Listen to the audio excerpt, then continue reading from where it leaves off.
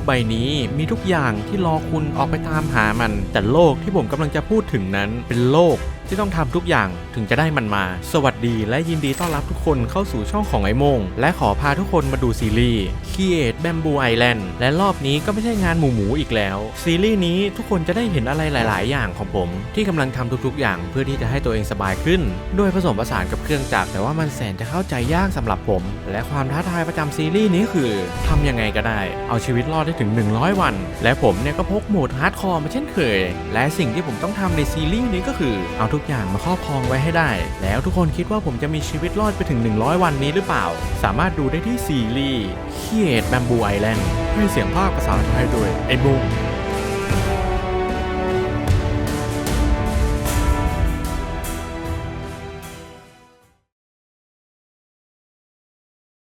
ในเช้าวันแรกผมเกิดมาที่บล็อกหญ้าบล็อกหนึ่งและบนบล็อกหญ้าเนี่ยก็มีต้นไผ่อยู่ต้นหนึ่งซึ่งจะต้นไผ่ต้นนี้นี่แหละครับที่จะเป็นจุดเริ่มต้นของซีรีส์นี้เลยหลังจากนั้นผมได้มาดูเควสโอ้ว่าไงเพื่อนในที่สุดเนี่ยมึงก็ได้คุยกับกูสักทีในเพื่อนรักยินดีที่ได้เจอกันในปอนกูขอแนะนำตัวแล้วกันตัวกูเนี่ยคือเสียงในหัวมึงเว้ยแต่กูบอกไว้ก่อนเลยนะว่ากูเนี่ยเจ๋งกว่ามึงเยอะแล้วก็นะกูมีหน้าที่คอยอ่านภารกิจต่างๆให้มึงฟังกูรู้ว่ามึงไม่ชอบอ่านใช่ไหมล่ะเดี๋ยวตั้งแต่ซีรีส์นี้เนี่ยกูจะอ่านให้มึงเองแล้วก็เนี่ยเดี๋ยวกูจะคอยอยู่กับมึงบางทีกูอาจจะเป็นเพื่อนคุยให้มึงก็ได้ขอฝากตัวด้วยละกันมาเข้าเรื่องกันดีกว่าคืองี้เว้ยอย่างที่มึงเห็นเลยนะเว้ยคือไอ้โลกนี้เนี่ยแม่งมีข้อจำกัดหลายๆอย่างเลยเว้ยเดี๋ยวมึงเล่นไปเรื่อยๆเนี่ยเดี๋ยวมึงก็รู้เองแล้วก็กูก็ทำได้แค่แนะนำมึงส่วนเรื่องแนวทางในการเล่นเนี่ยก็แล้วแต่มึงเลยเอาเป็นว่ากูเนี่ยจะไม่สปอยมึงมากแต่แม่งเสียอรรถรสในการเล่นหมดเดี๋ยวเรื่องอะไรที่แม่งสำคัญเนี่ยกูก็จะพยายามบอกมึงเองจะพยายามนะอย่างแรกเลยนะเว้ยกูอยากให้มึงกดชิปเว้ยไอ้เหี้ยต้นไผ่ที่แม่งอยู่ข้างหน้ามึงอะแม่งจะโตเว้ยในตอนที่มึงกดชิปอะนะแต่ถ้ามันไม่โตนะเว้ยกูแนะนำลองเอาหัวโขกมันดูไอ้เหี้ยเผื่อจะมีอะไรดีขึ้นอย่างที่2เลยมึงก็ทำตามที่กูบอกซะเดี๋ยวกูจะให้อะไรไปเคี้ยวเล่นเช็ดแม่มึงจะเอาย่าให้กูแดกหลังจากที่ได้คุยกับเสียงในหัวของผมแล้วเนี่ยผมก็ได้เริ่มปฏิบัติการถูต้นไผ่อย่างต่อเนื่องต่อจากนั้นผมก็ได้สงสัยอะไรนิดหน่อยว่าหลังจากตัดต้นไผ่นี้แล้วเนี่ยผมจะเอาไปทำอะไรต่อได้บ้างผมก็ได้มาถามไอ้ส้นตีนนี่อีกรอบนึงตัดแม่งพูดซะไม่น่าบอกเลยขั้นตอนต่อไปเนี่ยกูอยากให้มึงเอาต้นไผ่นั้นมาคาบเว้ยก็มึงก็ดูจากรูปเอาละกันจากนั้นมึงจะไปทำอะไรก็แล้วแต่มึงเลยหรือจะให้กูแนะนำแล้วก็หันหน้าไปที่โล่งๆแล้วก็กดคิวก็รู้ว่าโง่นะเว้ยแต่ไม่คิดว่าจะขนาดนี้หลังจากที่ผมได้คำแนะนำมาแล้วเนี่ยผมก็ได้เอาต้นไผ่ไปค้าเป็นกระดานไผ่หลังจากนั้นผมก็ได้เริ่มการปูพื้นซึ่งถ้าผมไม่ปูเนี่ยเวลาผมตัดต้นไผ่แล้วมันชอบร่วงไปครับอีกอย่างหนึ่งผมก็จะได้มีที่ยืนด้วยในเวลาต่อมาไม่นานนักผมก็ได้ไปขอคำแนะนำอีกเช่นเคยพอมึงมาถึงตรงนี้แล้วเนี่ยมึงชักอยากจะรู้แล้วใช่ไหมเผื่อมึงไม่รู้นะเว้ยว่าต้นไผ่เหล่านี้เนี่ยมันสามารถเอาไปค้าเป็นบล็อกไผ่ได้อีกทีนะเว้ยซึ่งไอ้บล็อกไผ่เนี่ยแม่งจะมีความจำเป็นมากๆเลยคือมึงตัดต้นไผ่แล้วอะยังไงก็ต้องเอามาค้าเป็นบล็อกไผ่ถ้าถามถึงความจำเป็นใช่ไหมขั้นตอนนี้เนี่ยมึงต้องเอาบล็อกไม้ไผ่อะมาสับกับเขียงเว้ยแต่ก่อนหน้านี้เนี่ยมึงต้องคาบเขียงมาก่อนนะแล้วก็ถือบล็อกไม้ไผ่ไว้มือซ้ายส่วนขวานเนี่ยมึงก็ถือไว้มือขวาแล้วก็คลิกขวายาวๆเลยซึ่งพอมึงสับออกมาแล้วเนี่ยมึงจะได้สิ่งที่เรียกว่าสตอมาเว้ยอันนี้กูไม่รู้ว่ากูอ่านถูกหรือเปล่านะเอาง่ายๆกูขอเรียกมันว่าเปลือกไม้แล้วกันกูจะบอกให้นะเว้ยไอ้เปลือกไม้เนี่ยมันมีความจำเป็นมากๆเลยมึงต้องใช้มันแบบเยอะมากๆเลยในอนาคตก็ฟาร์มทิ้งไว้เยอะๆประมาณนั้นแหละหลังจากที่ผมได้คำแนะนำมาแล้วเนี่ยผมก็เริ่มคราฟบล็อกไม้ไผ่และเอามาสับกับเขียงทันทีผลสรุปก็ได้มันมาจริงๆครับซึ่งไอ้เจ้าไอเทมนี้เนี่ยมันมีความจำเป็นมากๆครับในอนาคตตัดภาพมาที่ช่วงเย็นๆผมได้ขยายพื้นที่ไปนิดหน่อยแล้วก็คราฟดาบมายืนฟาร์มต้นไผ่ตอนนี้ผมต้องการใช้บล็อกไม้ไผ่แบบเบิ่มๆเลยและตอนนี้ผมก็ได้มีเปลือกไม้อยู่จำนวนหนึ่งครับซึ่งตอนนี้ผมเนี่ยก็ยังไม่รู้ครับว่ามันเอาไปทำอะไรได้จนต้องไปขอคำแนะนำจากไอ้ส้นตีนนี่อีกแล้วขอโทษทีนะครับทุกคนช่วงแรกๆเนี่ยผมยังไม่ค่อยรู้อะไรจำเป็นต้องพึ่งมันไปก่อนครับ มึงมาถึงจุดนี้แล้วใช่ไหมสิ่งต่อไปที่กูอยากให้มึงทำเนี่ยคือเอาไอ้เปลือกไม้เนี่ยไปใส่ในถังหมักปุ๋ยเว้ยพอมึงเอาไปคลิกขวาใส่แล้วเนี่ยมึงก็จะได้สิ่งที่เรียกว่า Organic Compost มาเว้ยจริงๆแล้วมึงสามารถเอาพืชชนิดอื่นไปใส่ในถังหมักปุ๋ยได้เหมือนกันนะเว้ยแล้วมึงก็จะได้ Organic Compost มาเหมือนกันแต่ตอนเนี้ยมึงมีแค่วิธีนี้เว้ยแล้วก็มึงเอาไอ้ดินออร์แกนิกเนี่ยเอาไปวางบนเขียงนะเว้ยแล้วมึงก็ใช้พั่วสับมึงจะได้ดินกับผงกระดูกมาเว้ยส่วนถ้ามึงอยากรู้ลึกกว่านี้เนี่ยกูแนะนำให้กดเควสถัดไปเว้ยตามนั้นเป็นความรู้ที่ดีต่อจากนั้นผมก็ได้คราฟถังหมักปุ๋ยมาแล้วก็เดินออกมาขยายพื้นที่อีกนิดหน่อยครับนั่นก็เพราะว่าผม ผมเนี่ยกลัวของมันตกครับต่อจากนั้นผมก็ได้ทำตามที่ไอ้บ้านนั้นบอกจนมาได้ออร์แกนิกคอมโพสต์มาจริงๆครับซึ่งไอ้ดินอันนี้เนี่ยเราก็สามารถเอาไปต่อยอดไปอย่างอื่นได้ด้วยนะแต่ก่อนหน้านั้นผมต้องไปฟาร์มเปลือกไม้ไว้ก่อนเพราะว่ากว่าจะได้ออร์แกนิกคอมโพสต์มาเนี่ยมันถลุงเปลือกไม้ของผมไปเยอะมากๆในเวลาต่อมาผมก็ได้ค้าพั่วแล้วก็เอาออร์แกนิกคอมโพสต์เนี่ยลงไปสับพอเอาลงไปสับแล้วเนี่ยเราก็จะได้ไอเทมอยู่2ชิ้นครับซึ่งไอเทม2อย่างนี้ก็คือผมก็ดูดกับดินครับต่อจากนั้นผมก็ได้ขุดรูประมาณ2รูครับซึ่งไอเจ้า2รูนี้เนี่ยผมก็จะเอาดินลงไปอุดแล้วก็วางต้นไผ่นั่นเองซึ่งเหตุผลที่ทำแบบนั้นเนี่ยเวลาเรากดชิปเนี่ยต้นไผ่มันก็จะโตใช่ไหมล่ะครับก่อนหน้านี้เนี่ยก็มีแค่ต้นเดียวแต่ตอนนี้เนี่ยมันก็มีถึง3ต้นเวลากดชิปแล้วมันก็จะโตทั้ง3ต้นเลยการผลิตไม้ไผ่เนี่ยมันก็จะได้เร็วขึ้นด้วยก่อนที่ค่ำคืนแรกจะผ่านไปเนี่ยผมก็ได้มาดูเควสต่อก่อนหน้านี้เนี่ยมันทำให้ผมคาใจครับคาใจอะไรมาต่อไอ้ดินปกติพวกนี้เนี่ยมึงสามารถหาได้ด้วยวิธีนี้เลยเว้ยเนี่ยคือรูปให้แล้วก็ไอ้ดินพวกนี้แหละที่มึงได้จากการเอาเปลือกไม้ไปย่อยใช่ไหมมึงสามารถเอาดินไอ้สุดแสนธรรมดานี้เนี่ยเอาไปคราฟเป็นล็อกที่เดินได้นะเว้ยส่วนวิธีคราฟเนี่ยก็นี่เลยตามนี้เลยตัดภาพมาวันที่2ครับวันนี้เนี่ยผมก็จะขยายพื้นที่ให้กว้างอีกทีละ2บล็อกที่จะได้กว้างๆผมจะได้ไม่กลัวตกหลังจากนั้นผมก็ได้มายืนตัดต้นไผ่อยู่สักพักใหญ่ๆเลยครับเพื่อที่จะฟาร์มเอาล็อกกิ้งเดิร์นั่นแหละครับผมเนี่ยจะได้มีหินใช้สักทีหลังจากฟาร์มไผ่ได้สักพักผมก็ได้มีบล็อกไม้ไผ่เกือบ3สแต็กแล้วก็เอามายืนสับอย่างที่เห็นเปลือกไม้ที่ผมใส่ไปในถังหมักปุ๋ยเนี่ยมันเนี่ยเยอะมากๆเลยฮะแต่ผมได้ดินออร์แกนิกคอมโพสต์มาน้อยมากๆได้มาแค่9อันเองฮะต่อจากนั้นผมก็ได้มาเปิดเควสดูอีกรอบไอ้ล้อก็หวังว่าจะได้สาระอะไรดีๆบ้างมาเรามาพูดถึงเรื่อง Locking Dirt กันดีกว่าเพื่อนรัก Locking Dirt เนี่ยมึงสามารถเอาไปวางบนเขียงแล้วมึงก็ใช้พั่วทุบได้นะเว้ยและสิ่งที่มึงจะได้มาเนี่ยคือหินเหล็กไฟกับดินอันนั้นกูรู้แล้วเดี๋ยวสิสัตว์ฟังกูก่อนคือไอเทม2ชิ้นนี้เนี่ยมันจะดรอปมาให้มึงส่วนหนึ่งเท่านั้นนะเว้ยมันดรอปไม่เยอะเหมือนกูจะลืมบอกมึงนะว่ามันดรอปเศษเหล็กด้วยถึงเปอร์เซ็นต์มันจะไม่ได้มากนะเว้ยแต่มันก็ยังดรอปส่วนโอกาสที่เศษเหล็กมันจะดรอปให้มึงเนี่ยมีแค่ 12.5% ตามนั้นโอเคเอาเป็นว่ารู้เรื่องเดี๋ยวก่อนแล้วมันไม่บอกวิธีทำหินโอ้โหลืมโทษถ้ามึงอยากใช้หินแล้วก็นะมีวิธีคราฟตามรูปเลยเว้ยส่วนวิธีคราฟเนี่ยมึงก็ใช้หินเหล็กไฟนั่นแหละที่มันดรอปจาก Locking Dirt นั่นแหละไม่รู้ว่าสิ่งที่กูกำลังบอกต่อไปเนี่ยจะสำคัญต่อมึงหรือเปล่าบอกมาก่อนคืออย่างงี้เว้ยไอหินพวกนี้เนี่ยมึงสามารถเอาไปทำเป็นกรวดได้เว้ยซึ่งไอ้กรวดนี้เนี่ยในอนาคตถ้ามึงมีเครื่องจักรนะเว้ยมึงสามารถเอาไอ้กรวดนี้เนี่ยเอาไปเป่ากับน้ำแล้วมันจะได้เศษเหล็กมาเหมือนกันเว้ยนั่นแหละประมาณนั้นพอผมรู้อย่างนั้นแล้วเนี่ยผมก็ได้ลองมาเซิร์ชดูครับด้วยความคิดสงสัยของผมนั่นแหละคือเวลาเราทุบ Locking Dirt เนี่ยคือมันจะได้ดินมาแล้วดินเนี่ยมันก็สามารถเอาไปค้าเป็น Locking Dirt ได้อีกทีนึงคือมันเหมือนจะ Infinity นะแต่มันก็ไม่ใช่ฮะมันมีวันหมดอยู่ดีครับเหมือนกับว่าเราคราฟ Locking Dirt มามันจะเสียไปทุกๆ1อันแต่แบบนี้เนี่ยผมก็ถือว่าโอเคอยู่นะพอผมทำอะไรไปเรื่อยๆแล้วเนี่ยผมก็เกิดข้อสงสัยขึ้นมาครับว่าบางอย่างในมอดแพ็กนี้เนี่ยมันมีเคล็ดลับอะไรบอกผมบ้างจากที่ดูหน้าเควสตรงนี้แล้วเนี่ยก็จะมีอยู่5เคล็ดลับครับก็ไม่รอช้าครับรีบกดดูทันทีเคล็ดลับตรงนี้เนี่ยมึงสามารถหาเมล็ดโกโก้ได้จากการปลูกต้นป่าดงดิบเว้ยมีแค่นั้นแหละไหนแล้วก็ดูอันนี้สีไอ้ตรงนี้เนี่ยถ้ามึงเบื่อจากการกระทบเปลือกไม้แล้วก็นะกูขอแนะนำเลยเครื่องจักรอันนี้เว้ยมันคือเครื่องหั่นนั่นแหละใช่ส่วนวิธีคราฟเนี่ยมึงสามารถเอาชื่อมันไปค้นหาได้เลยตามนั้นนะในเวลาต่อมาซึ่งดูจากราคาที่ต้องจ่ายแล้วเนี่ยผมบอกเลยครับว่ามันคุ้มมากๆแล้วอีกอย่างนึงเนี่ยมันก็ใช้ทรัพยากรไม่ค่อยเยอะเท่าไหร่ไอ้ผมเนี่ยก็พอจะคราฟได้อยู่สรุปว่าคืนนี้เนี่ยกลายเป็นว่ายืนฟาร์มต้นไผ่ไปด้วยปริยายและเช้าวันที่3เนี่ยผมก็ได้ขุดต้นไผ่ออกก่อนแล้วก็วางบนมิลที่ฟาร์มมาได้เอามาใส่บล็อกหญ้าครับเพราะว่าตอนนี้ผมต้องการหาต้นไม้ครับซึ่งไอ้เจ้าพวกต้นไม้เนี่ยมันก็จะมีโอกาสดรอปในนี้แล้วก็กะหาอาหารไปด้วยครับตอนนี้หลอดอาหารของผมเนี่ยมันก็ยังไม่ลดหรอกครับแต่นานเข้าเนี่ยมันก็ต้องลดอยู่ดีฮะก็เลยคิดว่าฟาร์มรอไว้ก่อนคงไม่เป็นไรและนี่ก็คือของที่ฟาร์มมาได้ตัดภาพมาในช่วงเช้าในวันที่4ผมก็ได้มายืนสับบล็อกไผ่อย่างบ้าคลั่งเพราะว่าเมื่อคืนนี้ผมได้ยืนตัดต้นไผ่อยู่ทั้งคืนเลยและกว่าผมจะปอกเปลือกเสร็จเนี่ยมันก็กินเวลาไปนานมากๆเลยแหละครับคนดูก็เริ่มจะสงสัยกันแล้วใช่ไหมล่ะครับว่าผมบ้าฟาร์มอะไรไปขนาดนั้นเพราะว่าตอนนี้เนี่ยผมต้องการโลหะผสมแอนติไซด์จำนวนมากนั่นแหละครับคือเหตุผล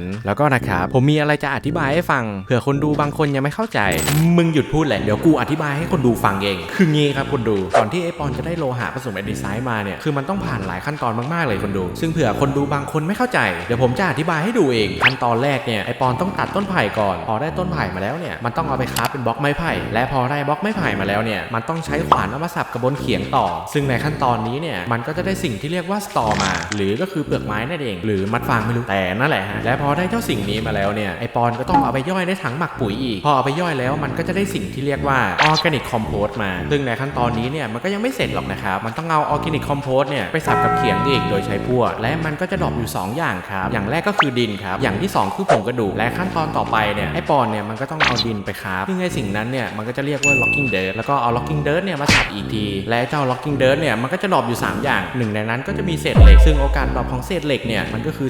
12.5% ซึ่งบอกเลยว่า ว่าโอกาสมันโคตรน้อยและอีก2อย่างที่มันจะดรอปมาด้วยก็คือดินและหินเหล็กไฟนั่นเองและพอมันได้เศษเหล็กมาแล้วมันก็ต้องเอาไปคราฟเป็นโลหะผสมเอดิไซด์อีกทีนึงนั่นแหละครับคุณดูกว่าจะได้เครื่องจักรแต่ละชิ้นเนี่ยไอปอนมันก็ต้องใช้เวลานานมากๆตามนั้นนะคนดูโอเคช่วยได้เยอะเลย thank you มาครับเรากลับมาเข้าเรื่องกันดีกว่าหลังจากที่ผมฟาร์มมาอย่างดูเดือดผมก็ได้เศษเหล็กมาอยู่ที่21อันก็นั่นเลยฮะผมว่าเนี่ยมันเป็นจำนวนที่น้อยมากๆดูจากการที่ผมฟาร์มมาเสียเวลาไป2วันเต็มๆและเช้าวันที่5เนี่ยผมก็กลับมาอีลูปเดิมต้องมายืนตัดต้นไผ่กันอีกแล้วและหลังจากการที่ผมฟาร์มมาอย่างยาวนานก็ได้เศษเหล็กมาจำนวนหนึ่งนั่นแหละฮะตอนนี้เนี่ยผมต้องพยายามดองเศษเหล็กไว้เยอะๆเพราะว่าผมมีแผนว่าจะสร้างเครื่องจักรอยู่ชิ้นหนึ่งฮะตอนนี้เนี่ยผมขอยังไม่บอกละกันแล้วก็ในซีรีส์นี้เนี่ยผมลืมบอกคนดูไปซะสนิทในมอดแพ็กนี้เนี่ยมันจะมีมอดตัวหนึ่งฮะซึ่งมันจะเป็นมอดค่าอาหารที่เราต้องกินอาหารให้ครบ5หมู่ถ้าเราไม่กินอาหารให้ครบ5หมู่แล้วก็จะติดเอฟเฟกต์มากมายเลยแหละครับซึ่งตอนนี้ที่ผมติดอยู่เนี่ยความเร็วในการโจมตีของผมลดไป 25% ก็นั่นแหละครับนอกจากที่เราต้องฟาร์มอย่างยากลำบากแล้วผมต้องกินอาหารให้ครบ5หมู่ด้วยไม่งั้นแล้วก็ร่างกายของผมได้แย่แน่แล้วก็อีกอย่างหนึ่งนะครับคุณดูคือช่วงไหนที่มันไม่ค่อยสำคัญเนี่ยเดี๋ยวผมจะตัดออกให้นะอย่างเช่นตอนที่ผมฟาร์มต้นไผ่หรือว่ากระเทาะเปลือกไม้เนี่ยเดี๋ยวผมจะตัดออกให้นะฮะและขอตัดภาพมาในวันที่9เลยแล้วกันนะครับช่วงนี้เนี่ยมันเป็นช่วงที่ผมฟาร์มอย่างบ้าระห่ำได้บล็อกไผ่มาแบบเบิ่มๆเลยแต่ก็อย่างว่าเลยนะมันเนี่ยต้องผ่านอีกหลายขั้นตอนกว่าจะมาเป็นสิ่งที่เราต้องการเนี่ยมันยากลำบากมากๆเลยแหละครับสำหรับใครที่กำลังมองหาหูฟังอยู่เนี่ยผมขอแนะนำเลยเป็นตัวนี้ JBL Quantum 910ผมขอบอกเลยครับว่าเสียงของตัวนี้เนี่ยเบสโหดมากๆเลยครับสำหรับคนที่ใจรักเสียงเบสเนี่ยผมก็ขอแนะนำตัวนี้เลยอีกอย่างหนึ่งมีระบบตัดเสียงรบกวนด้วยนะและหูฟังตัวนี้เนี่ยก็มาพร้อมกับไมค์ครับพอร์ตการเชื่อมต่อของเจ้าตัวนี้เนี่ยก็จะมีทั้งไวเลสและบลูทูธผมเนี่ยใช้มาประมาณ 4-5 เดือนแล้วบอกเลยครับว่าของโคตรดีและในเช้าวันต่อมาผมก็ได้เอาบล็อกไผ่ที่ฟาร์มมาได้เนี่ยมากระทบเปลือกอีกทีนึงผมขอบอกเลยครับว่าช่วงนี้เนี่ยอาจจะตัดแบบทีๆหน่อยนะทุกคนเพราะว่าช่วงนี้เนี่ยผมยังไม่ค่อยได้ทำอย่างอื่นเลยมีแต่ฟาร์มไอ้เจ้าพวกนี้เนี่ยตุนไว้เยอะๆเพื่อไว้รอสร้างเครื่องจักรในอนาคตและช่วงนี้เนี่ยผมก็ต้องกระทบเปลือกไม้ไปก่อนเพราะว่าหลังจากที่ผมไปฟาร์มมาเนี่ยมันก็มีเต็มหีบใหญ่เลยแหละครับซึ่งก็น่าจะใช้เวลาตรงนี้ไม่น้อยเลยและพอผมกระทบเปลือกไม้เสร็จแล้วก็ได้เอามาใส่ในถังหมักปุ๋ยมันหลายขั้นตอนจริงๆหัวจะปวดเลยและในเวลาต่อมาพอเหล็กของผมเริ่มมีเยอะขึ้นแล้วเนี่ยก็ได้เริ่มคราฟโครงเอดิไซน์ไว้รอและส่วนเศษเหล็กที่เหลือเนี่ยผมก็ได้เก็บตุนไว้เผื่อมีเหตุจำเป็นในอนาคตที่มันจำเป็นต้องใช้จริงๆแล้วถ้าเกิดมันไม่มีเนี่ยผมก็ขี้เกียจไปนั่งฟาร์มอีกครับแต่จะว่าไปเศษเหล็กในโลกนี้เนี่ยมีเท่าไหร่ก็ไม่พอหรอกครับถึงผมจะพูดไปอย่างนั้นยังไงก็ต้องกลับมาฟาร์มเรื่อยๆอยู่ดีครับและหลังจากที่ผมคราฟอะไรเสร็จแล้วเนี่ยก็ได้เริ่มดึงหินเหล็กไฟในกล่องเนี่ยมาคราฟเป็นหินครับเพราะว่าหีบของผมในตอนนี้เนี่ยแน่นเอียดทุกกล่องเลยครับและอีกอย่างหนึ่งหินของผมเนี่ยก็ใกล้จะหมดแล้วด้วยก็เลยจำเป็นที่ต้องเอามาคราฟไว้หน่อยในเวลาต่อมาผมก็ได้มาคราฟอ่างไว้รอแล้วก่อนหน้านี้เนี่ยผมก็ได้คราฟเครื่องกดทับมาผมก็ลืมบอกทุกคนไปด้วยต้องขอโทษด้วยนะครับตอนนี้เนี่ยผมกำลังนั่งหาวิธีที่จะทำให้ตัวผมเองเนี่ยไม่ต้องไปยืนตัดต้นไผ่หรือจะพูดง่ายๆก็คือผมเนี่ยกำลังหาระบบอัตโนมัติอยู่ครับที่ทำโดยเครื่องจักรนั่นแหละฮะและตอนนี้เนี่ยผมก็กำลังมองหลายๆวิธีเลยและหนึ่งในนั้นเนี่ยมันก็จะมีวิธีหนึ่งครับที่ใช้เครื่องเกี่ยวข้าวแล้วเจ้าเครื่องเกี่ยวข้าวนี้เนี่ยมันเนี่ยก็ใช้ทรัพยากรในการสร้างเนี่ยเยอะมากเลยครับมันก็คืออันนี้นี่เองฮะเดี๋ยวผมเนี่ยจะขึ้นรูปไปให้ใช่ละครับในช่วงวันแรกๆเนี่ยตัวผมในอดีตเนี่ยมันกำลังทำสิ่งนี้ครับซึ่งตอนนั้นเนี่ยผมดูไม่ขาดเองเพราะว่ามันมีไอเทมชิ้นหนึ่งครับที่ผมเนี่ยไม่สามารถทำในช่วงต้นเกมได้นั่นก็คือทองแดงครับเหล็กเนี่ยเราสามารถหาได้ก็จริงครับแต่ก็ยากลำบากมากๆและยิ่งทองแดงเนี่ยไม่ต้องพูดถึงเลยครับกระบวนการแต่ละขั้นตอนเนี่ยมันเยอะมากๆเยอะกว่าเหล็กอีกถ้าเอาเหล็กไปเทียบกับความหายากของทองแดงแล้วเนี่ยมันคนละเรื่องกันเลยแหละครับสรุปว่าโปรเจกต์นี้เนี่ยก็เจ๊งไม่เป็นท่าเลยครับตัวผมในอดีตเนี่ยกว่ามันจะมาคิดได้เนี่ยก็อีกนานเลยฮะที่ผมมาบอกทุกคนไว้ก่อนเนี่ยก็ไม่ใช่เพราะว่าอะไรหรอกนะครับเพราะว่าผมเนี่ยเสียเหล็กไปหลายก้อนเลยในการคราฟเครื่องจักรอันนี้มาทุกคนดูจากรูปแล้วเนี่ยก็ขนลุกไม่เบาเลยแหละครับเพราะว่าเครื่องกดทับเนี่ยหนึ่งในวัตถุดิบในการคราฟเนี่ยมันมีบล็อกเหล็กอยู่ด้วยครับซึ่งก็อย่างที่ทุกคนเนี่ยเห็นเลยกว่าผมจะได้เศษเหล็กมาแต่ละชิ้นเนี่ยหน้าผมเนี่ยมืดไปหลายรอบเลยแล้วประเด็นก็คือผมกำลังคราฟเจ้าสิ่งนี้อยู่ด้วยซึ่งมันต้องใช้เหล็กแท่งเนี่ยเอาไปใส่ในเครื่องกดทับแล้วมันก็จะได้แผ่นเหล็กมานั่นแหละครับจุดชิบหายของผมเพราะว่าถ้าเราเอาเหล็กไปใส่ในเครื่องกดทับแล้วเนี่ยมันจะแปลสภาพกลับมาเป็นแท่งเหล็กไม่ได้แล้วก็นั่นแหละครับความซวยเนี่ยไม่เข้าใครออกใครผมเนี่ยฟาร์มมันมาอย่างยากลำบากแต่กลับเอามาโปรยเล่นซะอย่างนั้นหัวจะปวดกว่ากูแต่ก็ไม่เป็นไรครับครั้งที่2เนี่ยมันก็ไม่น่าจะควรมีแล้วหลังจากที่ผมเคลียร์อะไรเสร็จแล้วก็ได้ออกมาต่อพื้นหน่อยครับเพื่อเพิ่มพื้นที่ใช้สอยให้มากขึ้นหลังจากนั้นเนี่ยผมก็กลับมานั่งคิดครับว่าจะทำเครื่องจักรอะไรต่อดีสุดท้ายเนี่ยก็ลืมนึกอะไรบางอย่างไปตอนนี้เนี่ยผมยังขาดน้ำอยู่ครับเพราะว่าเครื่องจักรจะเดินได้เนี่ยหนึ่งในแหล่งพลังงานนั้นก็คือน้ำครับซึ่งผมเนี่ยต้องมาหาวิธีเอาน้ำก่อนผมเนี่ยก็ได้มาถามเพื่อนสุดซีของผมครับ ครับเฮ้ยอย่าทำเสียงงอมอย่างนั้นดิวะไม่ให้กูงอมได้ไงก่อนกูเสียเวลานั่งฟาร์มมาตั้งนานสุดท้ายกูก็ไปคราฟของผิดกูจะบ้าจริงๆแล้วมึงไม่ได้คราฟอะไรผิดนะเว้ยก่อนหน้านี้เนี่ยมึงยังไม่ได้มาเปิดเควสนี้ดูเว้ยมึงยังไม่รู้งั้นกูขออ่านให้มึงฟังก่อนเลยละกันถ้ามึงอยากได้น้ำเนี่ยกูขอแนะนำให้มึงไปอยู่วายที่210บวกก็เฮียแล้วมึงจะให้กูขึ้นไปทำหาอะไรข้างบนนู้นล่ะเอ้าเฮียดิเพื่อนไม่รู้นะเว้ยตอนมึงขึ้นไปอยู่ข้างบนนู้นเลยใช่ไหมแต่กูแนะนำนะมึงต้องอยู่บนวายที่210บวกนะถ้าต่ำกว่านั้นเนี่ยกูเองก็ไม่รู้เหมือนกันหลักๆคือพอมึงขึ้นไปอยู่ข้างบนนู้นแล้วเนี่ยคืนที่ฝนตกนะเว้ยถ้ามึงอยู่ในชั้นวายเนี่ยวายที่กำลังอยู่เนี่ยมันจะเป็นฝนธรรมดาเว้ยแต่ถ้ามึงขึ้นไปยันข้างบนนู้นตามที่กูบอกจากฝนมันจะเปลี่ยนเป็นหิมะเว้ยซึ่งมึงก็เอาพวกไปเก็บหิมะตรงนั้นมาแล้วมึงก็เอาก้อนหิมะไปค้าเป็นบล็อกหิมะแค่นั้นเหรอเว้ยแล้วมึงก็เอาไปใส่ในเครื่องกดทับมึงก็จะได้น้ำแข็งมาและหลังจากนั้นเนี่ยกูก็ไม่ต้องบอกวิธีมึงหรอกมึงก็น่าจะหาวิธีได้อยู่แล้วแล้วกูขอแนะนำอะไรหน่อยนะเว้ยมึงขึ้นไปข้างบนนั้นระวังแฟนทอมด้วยนะเว้ยเพราะว่ามึงเองเนี่ยก็ยังไม่ได้นอนมาหลายวันแล้วก็ก้อนหิมะเก็บมาไว้เยอะๆด้วยแค่นั้นแหละกูต้องปีนขึ้นไปใช่ไหมเนี่ยหรือมึงไม่อยากได้น้ำอยากและต่อจากนั้นเนี่ยผมก็มานั่งอ่านเควสต่อว่ามีเคล็ดลับอะไรบ้างเนี่ยที่ผมยังไม่รู้ครั้งนี้เนี่ยก็ว่าจะกดอ่านให้มันหมดไปทีเดียวเลยเวลามึงขึ้นไปเก็บหิมะเนี่ยเวลามึงอยู่ที่สูงมากๆเนี่ยแล้วก็ไม่ได้นอนหลายวันเนี่ยก็ระวังแฟนทอมไปด้วยนะเว้ยเชี่ยกูรู้แล้วอันเนี้ยเอาหรองั้นครั้งนี้ไม่นับมาอันเนี้ยเนี่ยมึงยังไม่รู้แน่นอนเว้ยมึงสามารถเอากระทะคลิกขวากับแคมป์ไฟได้เว้ยหรืออีกวิธีหนึ่งมึงไปยืนใกล้ๆแคมป์ไฟหน่อยแล้วมึงก็ถืออาหารที่จะปิ้งย่างเอาไว้มือซ้ายแต่มือขวาของมึงเนี่ยต้องถือกระทะไว้อยู่นะนั่นแหละแล้วมึงก็คลิกขวาค้างไว้นั่นแหละมันจะเป็นการย่างอาหารที่ไม่ต้องใช้เตาเลยแล้วก็เคล็ดลับต่อไปเนี่ยมึงสามารถเอาผงกระดูกกับไปคลิกขวาใส่บล็อกดินได้เว้ยแล้วมันก็จะได้บล็อกหญ้ามาเว้ยประมาณนั้นแหละข้อมูลนี้เป็นประโยชน์ยิ่งนักและในเวลาต่อมาผมก็ได้เริ่มหยิบไม้ออกจากกล่องเพื่อที่จะต่อตัวไปยันความสูงที่210บวกตามที่เพื่อนผมได้บอกมาแต่ถ้าจะเอาหิมะจริงๆเนี่ยเราต้องรอวันที่ฝนตกครับแต่เราก็ขี้เกียจรอด้วยเนี่ยสิก็เลยคิดว่าทำไว้ก่อนคงไม่เป็นไรและต่อจากนั้นผมก็ได้เริ่มทำเสาขึ้นไปแล้ววางบล็อกไม้รอบๆตัวผมและส่วนข้างในที่ผมเว้นไว้เนี่ยก็จะเอาไว้ใส่บันไดครับและเหตุผลที่ผมต้องทำแบบนี้เนี่ยก็ไม่ใช่เพราะว่าอะไรหรอกนะครับเหตุผลหลักๆเนี่ยคือการแฟนทอมเพราะว่าในเวลาที่ผมต่อตัวขึ้นมาเนี่ยมันก็ได้มืดมากๆแล้วและอีกอย่างหนึ่งก็คือผมยังไม่ได้นอนเป็นเวลาหลายวันถ้าตกลงไปข้างล่างเนี่ยชิบหายแน่นอนฮะเท่านี้ผมก็อยู่ที่วาย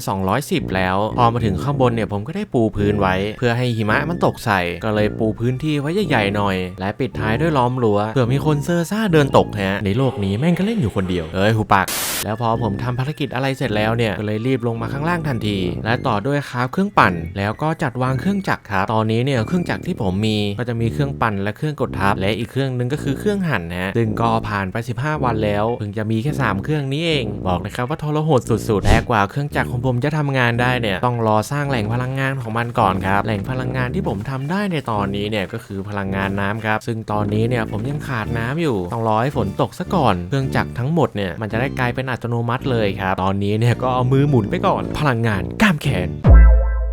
แล้วก็ความบังเอิญอะไรไม่รู้ครับอยู่ๆช่วงหัวค่ำวันนี้เนี่ยฝนมันก็ได้ตกเฉยเลยฮะจังหวะนี้จะรออะไรล่ะครับผมก็รีบปีนขึ้นไปเก็บหิมะทันทีเพราะว่าการที่ฝนตกแบบนี้เนี่ยก็เท่ากับเราเนี่ยกำลังจะมีน้ำใช้แล้วฮะแล้วพอผมมาถึงข้างบนแล้วเนี่ยก็ได้เก็บไปแบบเบิ่มๆเลยแหละครับเพราะว่าเผื่อมีเหตุจำเป็นอะไรจะได้ไม่ต้องขึ้นมาเก็บมันอีกฮะแล้วผมเนี่ยก็ได้มาดูวิธีการทำน้ำแข็งซึ่งกว่าจะได้น้ำแข็งแต่ละก้อนเนี่ยต้องใช้บล็อกหิมะถึง9บล็อกแล้วก็ใช้เครื่องกดทับกับอ่างเนี่ยในการทำซึ่งเครื่องจักร2อย่างนั้นเนี่ยที่ผมพูดไปผมเนี่ยก็ได้มีเป็นที่เรียบร้อยแล้วฮะที่เหลือเนี่ยก็แค่ลงไปทำเท่านั้นแล้วพอผมลงมาถึงแล้วเนี่ยก็ได้เริ่มคราฟของต่างๆซึ่งของที่ผมต้องคราฟต่อไปนี้เนี่ยก็คือพวกกังหันน้ำแล้วก็เฟืองเล็กเฟืองใหญ่เพื่อเอามาทำรอบให้มันไวขึ้นจากนั้นผมก็ได้ขยายที่เพิ่มเพื่อเอามาวางที่สร้างพลังงานของผมนั่นเองแล้วพอผมได้วางกังหันน้ำใหญ่แล้วเนี่ยต่อไปผมก็ได้เริ่มใส่เฟืองเพื่อจะทำให้รอบมันไวนั่นเองฮะและทุกคนเนี่ยก็น่าจะสงสัยกันแล้วใช่ไหมครับว่าทำไมผมต้องวางเป็นกังหันน้ำใหญ่ด้วยซึ่งมันก็มีเหตุผลของมันอยู่นะฮะอย่างแรกเลยเนี่ยกังหันน้ำแบบเล็กเนี่ยมันแรงน้อยฮะเพราะว่าอนาคตอันใกล้นี้เนี่ยผมจะวางเครื่องหั่นหลายๆเครื่องถ้าเรามีเครื่องจักรที่ต้องใช้หลายๆเครื่องเนี่ยผมก็จะเน้นไปทางกังหันน้ำมันใหญ่เลยถ้าเราใช้กังหันน้ำมันเล็กเนี่ยมันต้องใช้เยอะครับและตอนนี้เนี่ยผมก็ต้องเซฟตัวเพาไว้ก่อนด้วยเผื่อเอาไว้คราฟอย่างอื่นนั่นเองฮะถ้าพูดตามตรงเนี่ยผมก็ต้องเซฟทรัพยากรตรงนี้ไว้ด้วยพอผมทำแหล่งผลิตพลังงานเสร็จแล้วเนี่ยผมก็ได้เริ่มต่อเพาใส่เครื่องจักรต่างๆแล้วก็ได้มาคราฟกระปุกเกียร์อีกนิดหน่อยเพื่อให้พลังงานมันจ่ายไปหลายทิศนั่นเองฮะพอพลังงานมันไหลมาเครื่องหั่น มันแล้วเนี่ยผมก็ได้ลองเอาบล็อกไผ่มาวางดูปรากฏว่ามันทำงานได้ดีเกินคาดเลยครับเท่านี้ผมจะได้ไม่ต้องมายืนสับให้เมื่อยขาแล้วมันก็ช่วยเบาแรงผมเนี่ยไปได้เยอะเลยและตอนนี้เนี่ยผมก็ได้มาติดปัญหาอยู่อย่างหนึ่งครับคือไอ้เจ้าเครื่องหั่นที่ผมทำไว้ก่อนหน้านี้เนี่ยมาทำงานได้ดีก็จริงฮะแต่รอบการทำงานของมันเนี่ยช้ามากๆเลยฮะผมก็เลยคิดว่าอยากให้มันเนี่ยหมุนเร็วกว่านี้เพื่อเร่งงานให้มันเสร็จไวนั่นเองฮะก็เลยต้องมานั่งแก้ทิศทางการจัดวางใหม่ก็น่าจะใช้เวลาทั้งคืนเลยแล้วตัดภาพมาที่ผมนั่งดูเควสครับว่าตอนนี้เนี่ยเหมือนจะลืมดูเควสบางอย่างไปโอ้ยมันไม่ทันแล้วมั้งไอ้หนุ่มเอ้ยมาไหนๆก็เข้ามาดูละแล้วเนี่ยก็คือสิ่งที่มึงต้องทำต่อไปเว้ยก็คือโลหะผสมแอนดีไซน์นั่นแหละกูบอกเลยว่าถ้ามึงทำมาถึงจุดนี้ได้แล้วเนี่ยนั่นหมายความว่ามึงเนี่ยกำลังจะสบายขึ้นละเพราะว่าบางอย่างเนี่ยมึงอาจจะไม่ต้องลงแรงต่อไปแล้วก็ได้หรือไม่แน่ว่ามึงอาจจะยืนดูมันเฉยๆก็ยังได้มันมีแต่เรื่องดีๆใช่ไหมล่ะแต่จริงๆแล้วมันก็มีข้อเสียอยู่หน่อยนะเว้ยน่าจะหน่อยเดียวแหล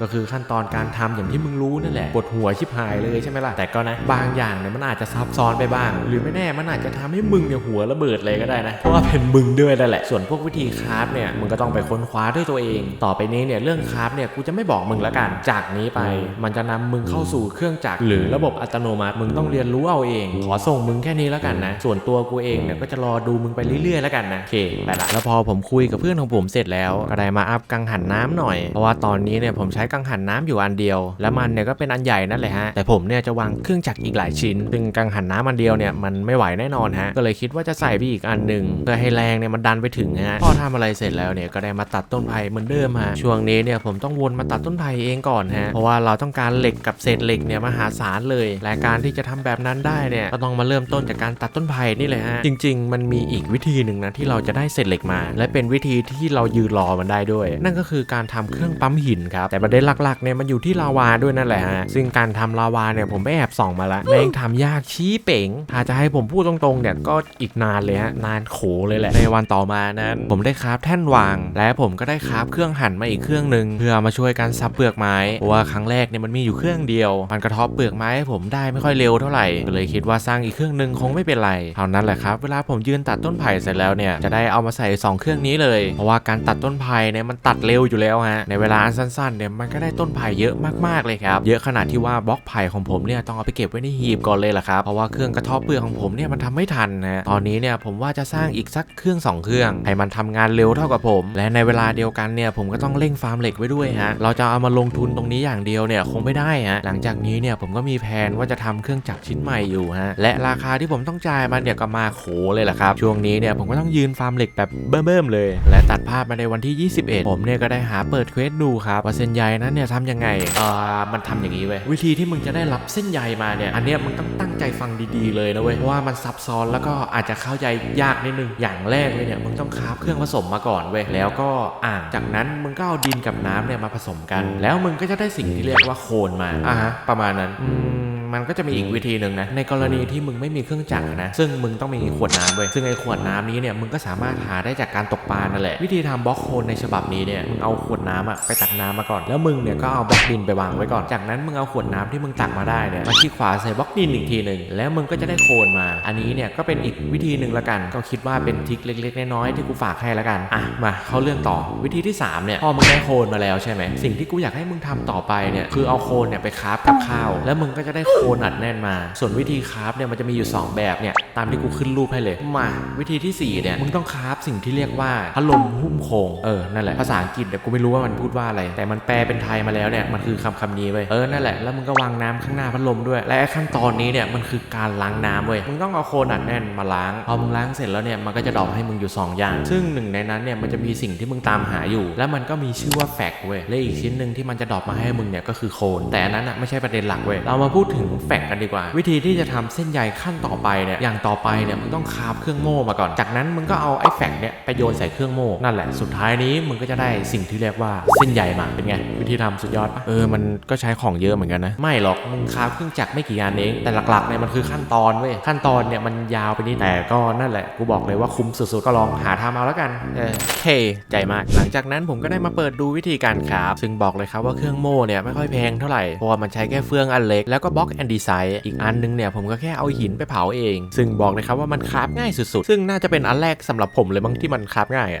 ยอีกอันนึงเนี่ยผมแค่เปิดมาดูก็แทบช็อกเลยแหละครับเพราะว่าสิ่งที่ผมต้องคราฟต่อไปนี้เนี่ยมันคือพัดลมครับแล้วแค่ไอ้ใบพัดของมันอันเดียวเนี่ยมันแดกเหล็กไปถึง4ก้อนกันเลยทีเดียวเชียวขออนุญาตเป็นลมแล้วหลังจากนั้นเนี่ยก็ไม่ต้องพูดถึงเลยครับว่าผมเนี่ยทำอะไรต่อกลับมาตัดต้นไผ่อีกแล้วนั่นแหละประเด็นหลักๆเนี่ยคือผมอยากได้เส้นใยครับเพราะว่าถ้าทุกคนเนี่ยสังเกตดูดีๆแล้ววันนี้เนี่ยก็เป็นวันที่21ซึ่งตั้งแต่ที่ผมเล่นมาเนี่ยก็ยังไม่เคยนอนเลยครับก็เลยอยากได้เส้นใยเนี่ยมาทำเตียงมากๆไอปอนเดี๋ยวกูลืมบอกมึงไปเรื่องนึงแม่งสำคัญสัสๆเลยโทษทีที่ลืมบอกแต่ก็น่าจะทันอยู่แหละไอเส้นใยอ่ะแม่งสำคัญมากๆเลยนะเว้ยมันไม่ใช่แค่มึงต้องเอาไปคราฟเตียงอย่างเดียวนะเว้ยมึงต้องเอาไปทำเบ็ดด้วยฮะแล้วให้กูคราฟเบ็ดไปตกปลาหาอาหารเนี่ยถ้ามึงจะพูดถึงเรื่องนั้นเนี่ยกูก็มองว่าไม่ค่อยสำคัญเท่าไหร่นะเว้ยถึงตอนนี้เนี่ยกูจะขาดโปรตีนอยู่ก็เถอะไม่ใช่มึงฟังกูนะคือไอ้มอดแพ็กนี้เนี่ยมันจะมีการตกปลาอยู่2รูปแบบเว้ยซึ่งการตกปลารูปแบบแรกเนี่ยถ้าแปลเป็นไทยอะนะวิธีแรกคือการตกแบบขยะแล้วสิ่งที่มึงจะได้มาเนี่ยก็คือสิ่งเหล่านี้เว้ยมันก็มีของจำเป็นอยู่นะแล้วมึงจะให้กูตกไอ้พวกนี้มาทำไมอะไม่ใช่ฟังกูก่อนแล้วคือมันจะมีอีกวิธีหนึ่งตกปลาแบบเป็นสมบัติเว้ยแล้วการตกปลามันไม่เหมือนกันยังไงวะจะตกแบบเป็นขยะหรือสมบัติอะไอ้เหี้ยมันก็ตกเหมือนกันไม่ใช่เหรอวะใช่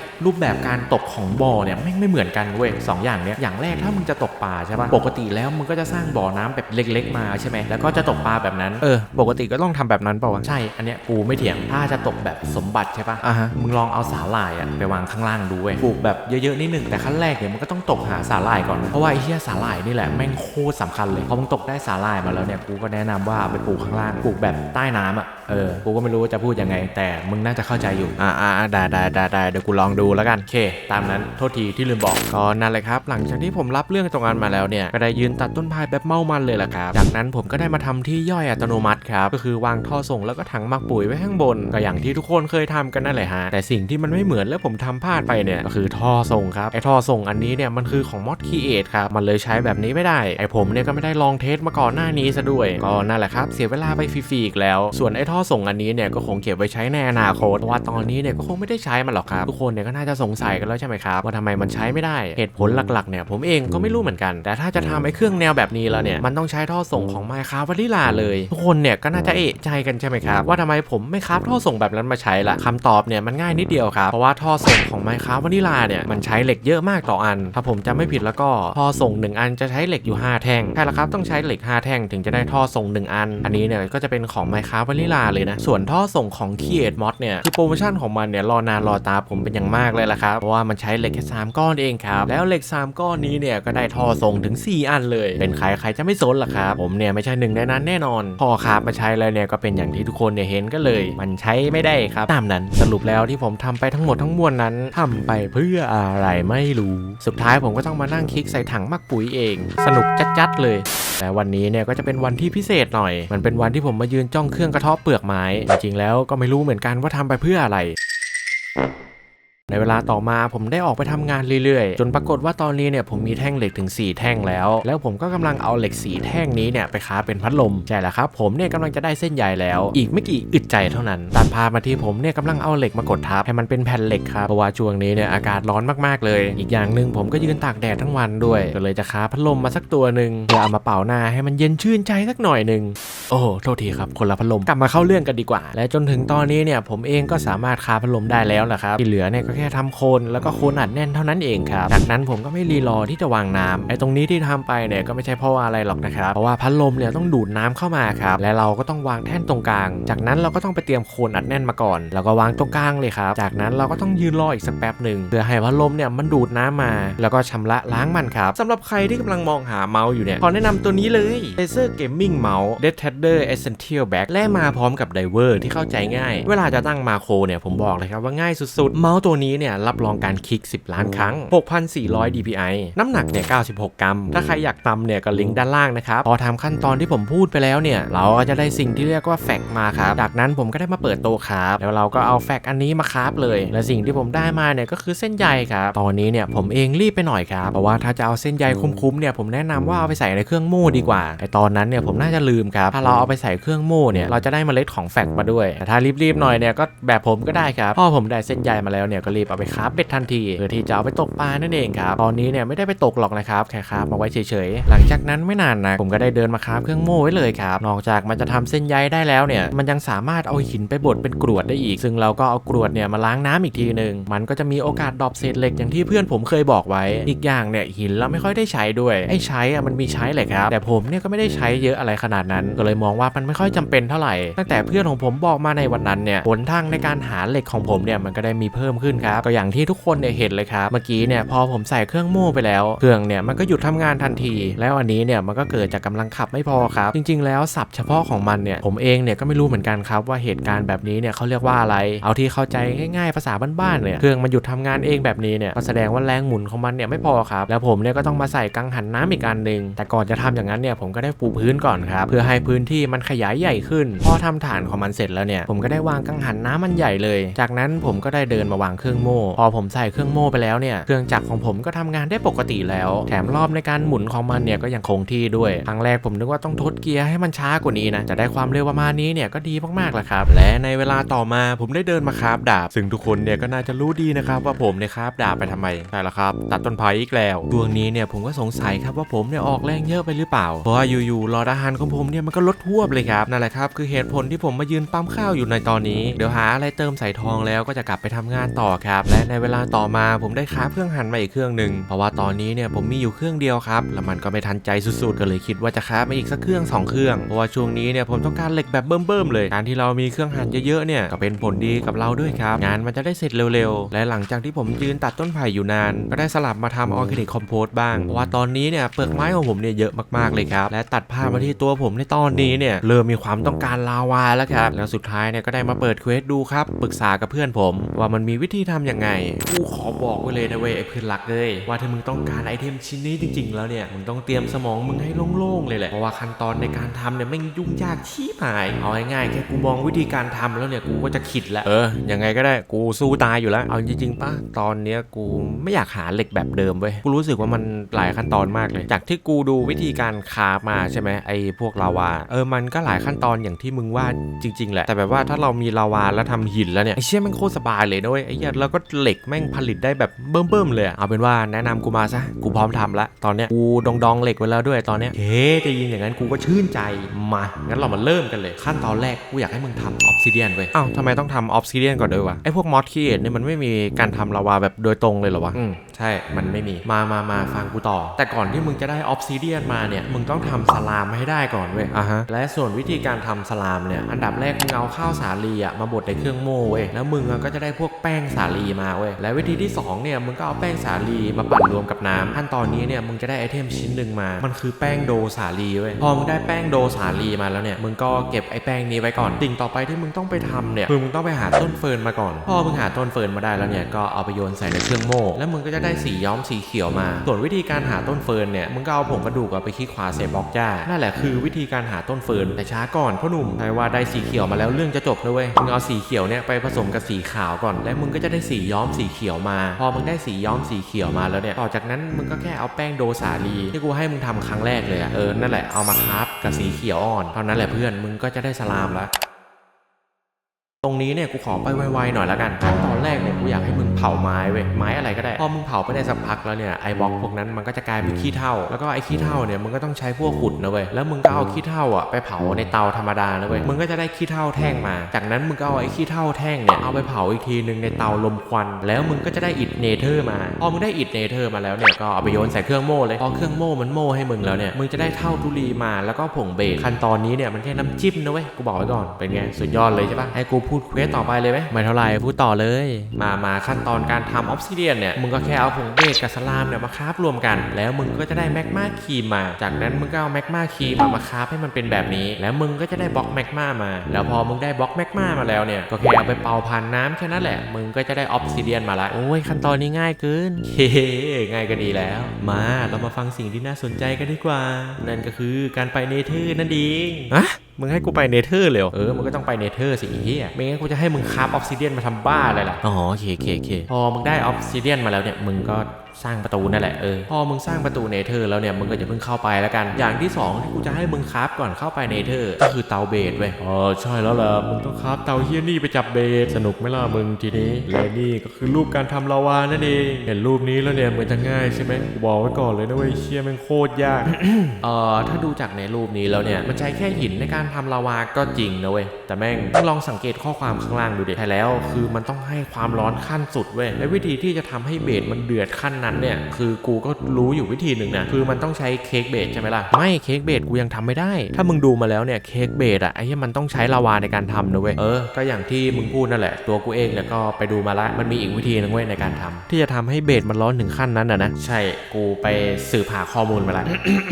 มาฟังกูให้ดีนะเว้ยคือไอ้ขั้นตอนในการไปจับเบสเนี่ยมึงจะเอาไว้ทำทีหลังก็ได้หรือมึงจะทำก่อนก็ได้อันเนี้ยขึ้นอยู่กับมึงเลยส่วนวิธีที่มึงจะทำให้เบสมันร้อนถึงขั้นสุดเนี่ยคือมันต้องใช้น้ำไบโอฟิลไม่รู้ว่าอ่านถูกหรือเปล่านะแต่ก็นั่นแหละแต่ก่อนมึงจะได้น้ำไบโอฟิลมาเนี่ยมึงต้องทำน้ำซีดออยล์ก่อนเว้ยซึ่งวิธีการทำเนี่ยก็ตามรูปเลยจากนั้นมึงก็เอาน้ำซีดออยล์มาใส่อ่างแล้วเปลี่ยนหัวเครื่องจักรเป็นเครื่องปั่นแล้วก็เอามาปั่นรวมกับต้นไผ่ก็ได้ขั้นตอนนี้เนี่ยคือมึงต้องจับเบสมาได้แล้วนะเพราะว่ามึงต้องให้ความร้อนกับเบสเว้ยคือในขั้นตอนนี้เนี่ยมึงก็จะได้ไบโอแมสมาเว้ยแล้วก็ขั้นตอนต่อไปเนี่ยมึงก็ต้องใช้วัตถุดิบอยู่3อย่าง1คือน้ำตาล2คือผงทุลีและ3เนี่ยก็คือไบโอแมสที่มึงได้ทำมาขั้นตอนที่แล้วนั่นแหละเท่านั้นแหละมึงก็เอาไอ้3อย่างเนี่ยมาปั่นรวมกันแล้วมึงก็จะได้น้ำไบโอฟิลมา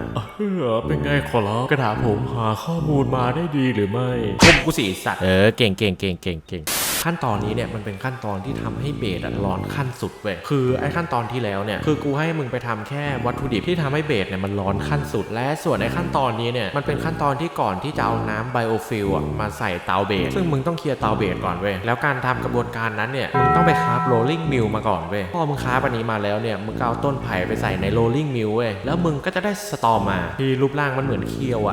วแล้วมึงก็เอาเตาเบสไปวางไว้กับพื้นแล้วมึงก็เอาไอ้สตอมเนี่ยไปคลิกขวาใส่มันสภาพเบสเนี่ยมันก็จะเป็นอย่างที่มึงเห็นเลยซึ่งกูก็ไม่รู้นะว่าสภาพเบสแบบในรูปเขาเรียกกันว่าอะไรแต่ก็นั่นแหละจากที่มึงเอาเคียวไปคลิกขวาใส่เบสแล้วเนี่ยขั้นตอนต่อไปมึงก็เอาถังน้ำไบโอฟิลคลิกขวาใส่มันอีกทีนึงนั่นแหละนี่ก็คือจุดไฟล่านของเบสขั้นสูงสุดที่เหลือเนี่ยมึงแค่ทำตามในรูปที่กูขึ้นให้มึงดูได้เลยเป็นไงแค่เนี้ยมึงก็จะได้ลาวาละง่ายใช่ไหมล่ะง่ายก็เชียร์แล้วแต่ก็นั่นแหละวิธีการทำอันนี้แหละกูไปละโอเคขอบใจมาก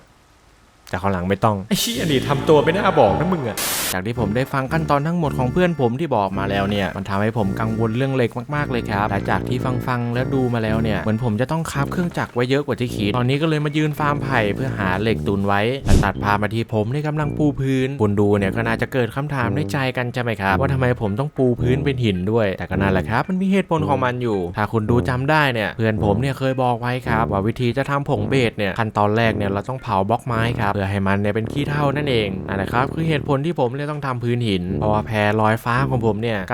99.99% เลยมันทำจากไม้ครับถึงผมเนี่ยไม่ค่อยอยากให้ไฟมันลามไปสักเท่าไหร่ลามไปแล้วก็ชิปหายกันแน่ครับพอเตรียมบล็อกไม้เสร็จแล้วไฟแช็กก็พร้อมแล้วพอทุกอย่างเข้าที่กันหมดแล้วเนี่ยก็จุดไฟเลยสิครับรออะไรล่ะเอาจริงๆผมเองเนี่ยก็เกือบเป็นขี้เถ้าไปแล้วนะคนอะไรมันจะโง่ซ้ำโง่ซ้อนได้ขนาดนี้คนอย่างมึงไงเพื่อนเฮ้ยหูปากแล้วพอมันเผาเสร็จแล้วเนี่ยขี้เถ้ามันก็จะล่วงอยู่ตามพื้นที่เหลือเนี่ยแล้วก็แค่เอาพวกเข้าไปขุดแล้วก็เอาไปยัดใส่ในเตาครับเหลือแค่รอเวลาเท่านั้นครับและในระหว่างที่ผมรอขี้เถ้านั้นเผาอยู่ก็ได้มาทำเครื่องโม่ให้มันอัตโนมัติครับไอ้คำที่ว่าอัตโนมัติที่ผมหมายถึงเนี่ยจะให้มันเติมของเองและพอมันโม่เสร็จแล้วเนี่ยของมันก็จะไหลไปอยู่ในหีบข้างล่างครับแล้วหลังจากนั้นผมก็จะวนเวียนมาเผาบล็อกอยู่บ่อยๆเพราะว่าขั้นตอนการเผาให้มันเป็นขี้เถ้าเนี่ยมันใช้เวลาไม่นานเลยครับแต่ไอ้ที่มันใช้เวลามากๆเนี่ยมันจะเอาไปเผาตอนเป็นแท่งครับนั่นแหละครับมันใช้เวลาเผานานมากๆช่วงนี้เนี่ยผมเลยดองขี้เถ้าไว้เยอะๆเพื่อให้มันเผาได้ตลอดเวลานั่นเองครับและในเวลาต่อมาผมก็ได้เอาแป้งสาลีมาปั่นกับน้ำครับเพื่อให้มันเป็นแป้งโดนั่นเองตอนนี้ผมเองก็ได้เริ่มทำก้อนสลามแล้วล่ะครับแล้วก็รีบทำผงเบสไปในตัวด้วยขั้นตอนการทำแป้งโดเนี่ยก็ไม่เจอปัญหาอะไรหรอกครับมันจะเป็นปัญหาแบบกระจุกกระจิกมากกว่าครับที่ต้องตักน้ำมาเติมใส่ในอ่างบ่อยๆและต่อจากนั้นผมก็ได้เดินไปหยิบผงกระดูกมาครับเพื่อที่จะมาหาต้นเฟิร์นนั่นเองก็การหาในครั้งนี้เนี่ยก็กินเวลาผมไปมากๆเลยล่ะครับเพราะว่าตัวผมเองเนี่ยไม่ค่อยจะมีดวงกับแบบนี้สักเท่าไหร่หลังจากการหาต้นเฟิร์นไป2 วันเต็มๆพวก ผักผลไม้ที่ผมได้รับมาเนี่ยก็เยอะมากๆเลยครับส่วนต้นเฟิร์นเนี่ยก็ได้มาถึง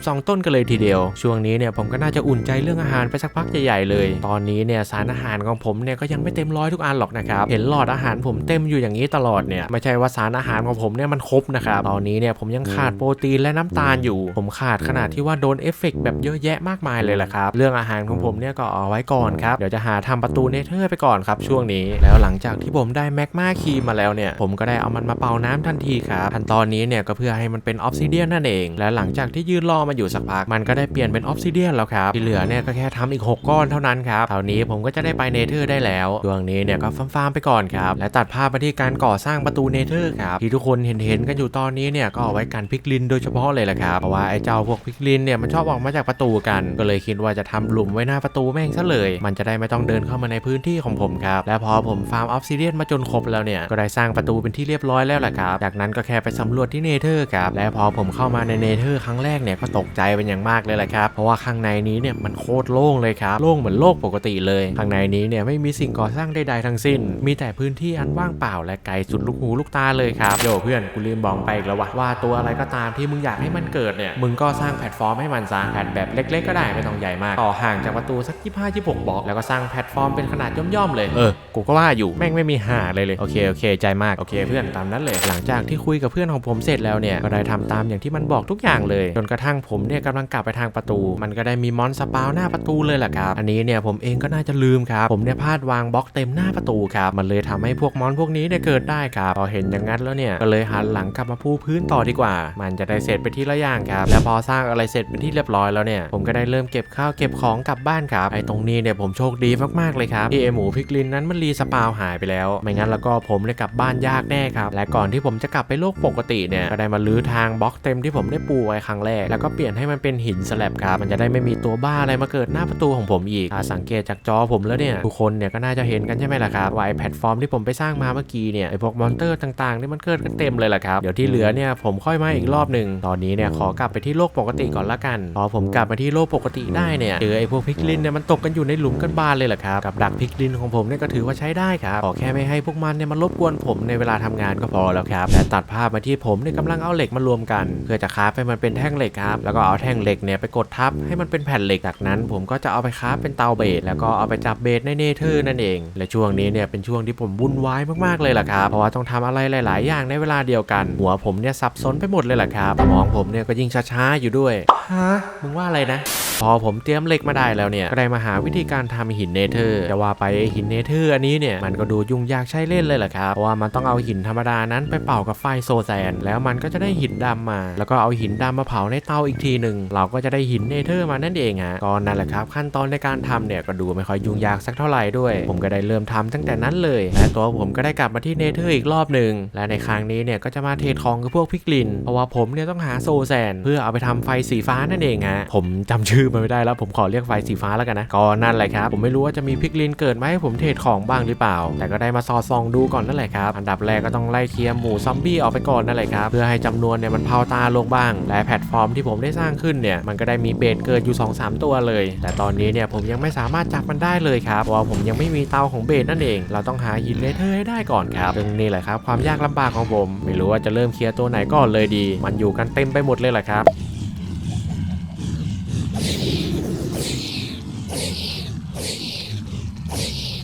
และในเวลาต่อมาผมก็ได้เคลียร์หมูซอมบี้ออกไปหมดแล้วทุกคนเนี่ยก็น่าจะเกิดคำถามใช่ไหมล่ะครับว่าผมเนี่ยกำจัดมันทำไมเพราะว่าหลักๆเนี่ยผมต้องการทองครับถ้าเราไม่มีทองเนี่ยเราจะไม่สามารถไปเทรดกับพิกลินได้เลยนั่นแหละครับคือเหตุผลที่ต้องฟาร์มหมูไอ้พวกนี้ไปและตัดภาพมาตอนนี้ครับตอนที่ความชิบหายเนี่ยมาเยือนผมแล้วผมเนี่ยพลาดเองครับที่เอาไม้เนี่ยไปทำเป็นแพลตฟอร์มแล้วประเด็นหลักๆเนี่ยคือเบสมันเกิดครับแล้วมันเห็นผมก็ได้เกิดการยิงลูกไฟใส่ผมรัวๆจนมันไปโดนพื้นไม้ที่ผมเนี่ยได้ปูไว้ก็เสียหายหลายล้านเลยครับเราเล่นครับไม้ของผมเนี่ยแม่งมีเยอะมากเลยคิดง่ายๆว่าชาตินี้เนี่ยก็คงใช้ไม่หมดแน่ๆฮะและหลังจากสถานการณ์ที่เนเธอร์มันดูเงียบลงแล้วเนี่ยผมก็ได้กลับมาที่โลกปกติเหตุผลที่ผมกลับมาเนี่ยมีอยู่ข้อเดียวครับก็คือค่าน้ำตาลของผมเนี่ยมันน้อยมากๆเลยครับอาจจะพูดว่าไม่มีเลยเนี่ยก็พูดได้ครับก็เลยจำเป็นต้องกลับมาหารังผึ้งก่อนรังผึ้งเนี่ยเราสามารถเจอมันได้กับต้นซากุระก็นั่นแหละครับช่วงนี้เนี่ยก็ว่าจะหามันแบบยับๆเลยและในเวลาต่อมาเนี่ยผมก็ได้เจียดเวลามาทำบ้านให้ผึ้งเพื่อให้ผึ้งเนี่ยมันไม่สามารถบินไปไหนได้เพราะว่าจะขยายพันธุ์ให้มันด้วยก็เลยต้องสร้างบ้านใ ให้มันอยู่ตั้งหลังนึงนั่นแหละครับส่วนบ้านของผมเนี่ยก็เอาไว้ก่อนเลยครับบ้านที่ผมกำลังจะสร้างให้พึ่งเนี่ยมันก็ไม่ได้เป็นบ้านที่สวยหรูหรอกนะครับก็สร้างให้มันพออยู่ไปได้ก่อนนั่นแหละครับและพอผมสร้างไปได้หน่อยนึงแล้วเนี่ยก็ได้มาสุ่มหารังพึ่งจากต้นไม้ซากุระปรากฏว่าต้นแรกเนี่ยก็โชคดีมีชัยเลยครับและประเด็นคือพอผมเข้าไปใกล้ๆเนี่ยมันก็ได้มีพึ่งอาศัยอยู่ข้างในนั้นทั้ง2ตัวแต่บ้านพึ่งผมก็ยังทำไม่เสร็จเลยไอเราก็กะว่าจะมาสุ่มหาเล่นๆสักหน่อยบังเอิญว่าได้จริงเฉยเลยครับพอผมได้รังพึ่งมาแล้วเนี่ยก็ได้รีบกระโดดมาทำบ้านพึ่งต่อเลยและพอผมทำบ้านพึ่งเสร็จแล้วเนี่ยก็ได้เอาดินเข้ามาวางสักหน่อยนึงแล้วก็เอาผงกระดูกยัดดินให้เป็นหญ้าให้หญ้ามันลามเข้าไปยันบ้านพึ่งและพอทำให้หญ้ามันลามมาเสร็จแล้วเนี่ยผมก็ได้ปลูกดอกไม้ดอกหญ้าไว้ให้พึ่งตัวน้อยด้วยเพื่อให้มันแปลน้ำหวานมาครับและเวลาที่เหลือเนี่ยถ้าผมอยากกินน้ำพึ่งแล้วก็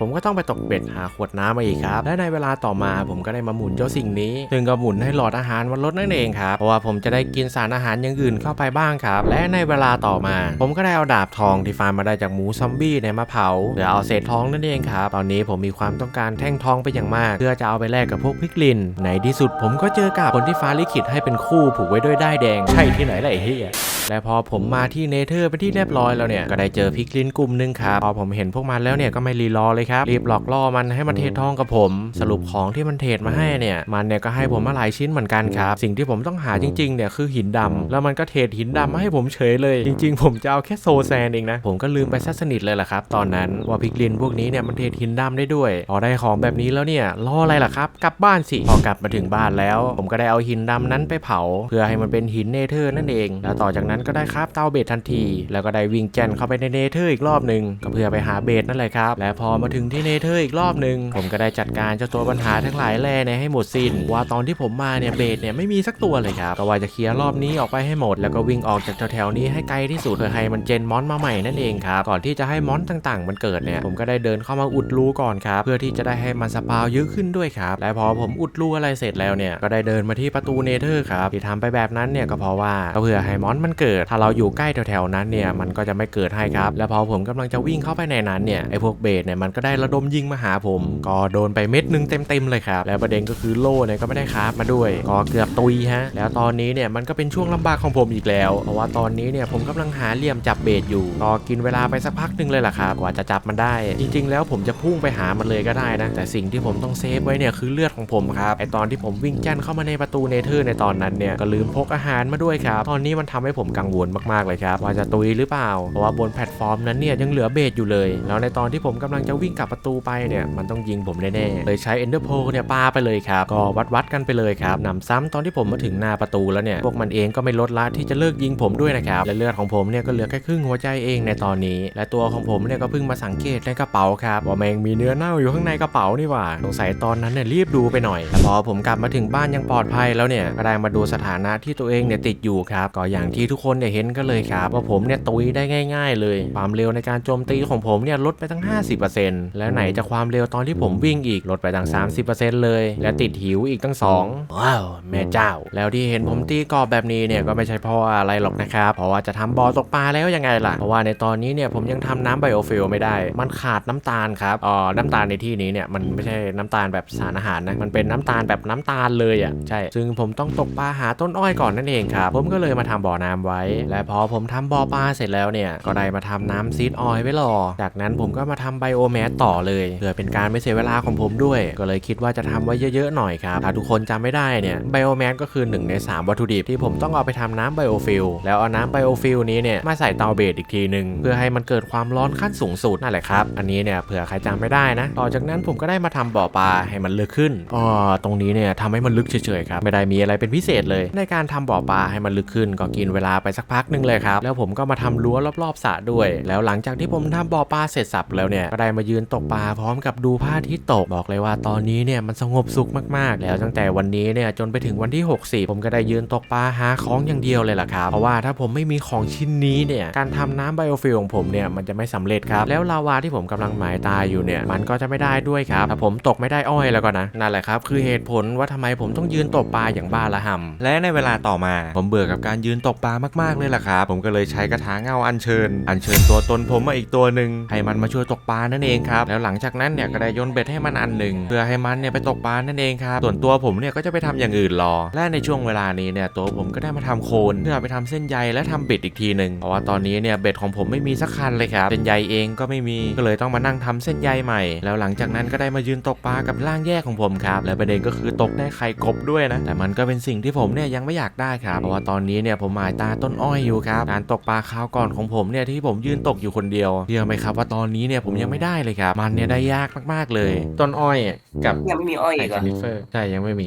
มันต้องตกปลาได้เนี่ยเลย แล้วพี่มีทรายไหมล่ะไม่มีทรายก็ไม่มีเอาไปทำไงอะทรายมันทำยากเลยมันทำได้แต่มันทำยากแล้วจะปั๊มอ้อยยังไงอะอันดับแรกคือต้องเอา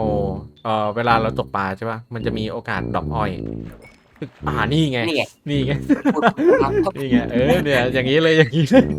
ไอ้เหี้ยเนี่ยสาธิตได้ดีว่ะ